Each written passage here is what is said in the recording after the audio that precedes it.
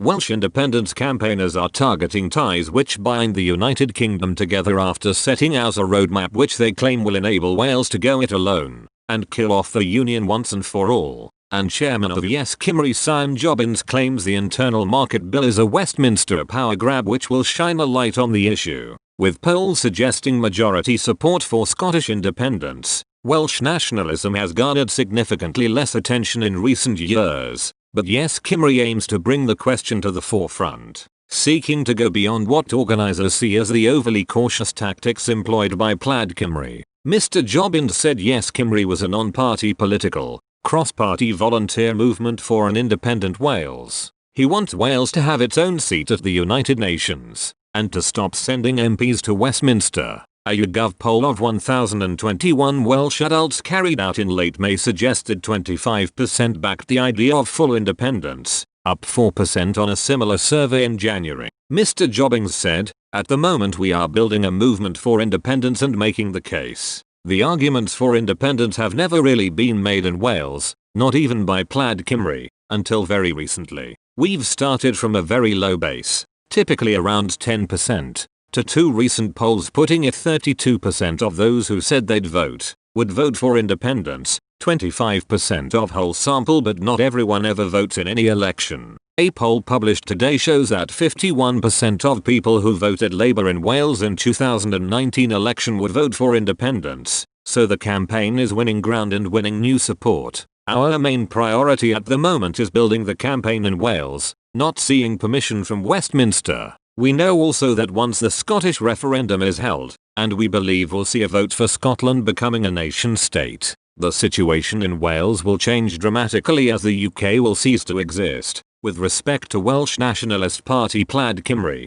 Mr. Jobbins said, "Plaid have historically not pushed for independence, preferring a more gradual approach. We set up Yes Cymru because we believed it was time to make the case clearly and confidently for independence, otherwise people never hear the argument." However, he added, during the last few years, and especially since Brexit and Adam Price becoming leader of Plaid, the party has taken a more proactive path in making the case for Wales to be an independent country like other small nations like Ireland, Denmark, New Zealand or Singapore. Questioned as to whether Wales, with its population of just under 3.25 million, could manage on its own, Mr. Jobbins said, "Wales is well equipped to be independent. Our GDP per capita is higher than Spain or Portugal. Our tax revenue per head is higher than New Zealand's. We have 15% of the whole of Europe's tidal power. We already export twice as much electricity as we use and are in fact the world's 6th biggest electricity exporter.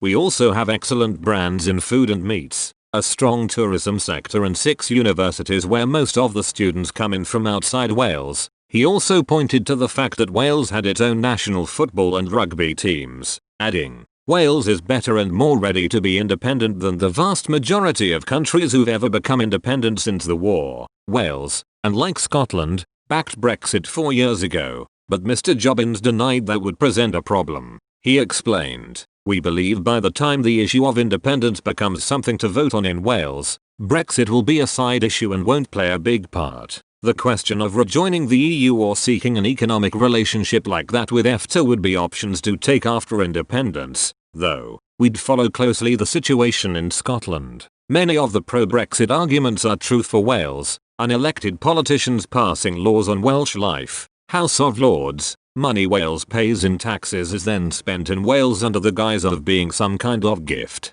taxpayers in Wales subsidising London's infrastructure, the colossal waste of HS2 and also Trident." Brexiteers also continue to celebrate the success of small independent countries like Singapore, Switzerland, Norway, Iceland or even the bravery of Ireland declaring independence. So, we're already seeing people translating those sentiments to Wales being a small independent country. As for recent developments in Westminster, Mr. Jobbins believes the controversial legislation, published this week, proves his point. While Boris Johnson has said the move will devolve more power to the regions, critics, including Mr. Jobbins, claim in practice the legislation will run roughshod over the rights of the Welsh, Scottish and Northern Irish governments. He said, "The internal market bill is a Westminster power grab over the Welsh and Scottish parliaments. The Tories who have banged on about take back control from the EU are now behaving towards Wales exactly the way they've accused the EU of behaving towards the UK. For yes, Cymru the imp has just proven what we've said all along. Westminster is a con,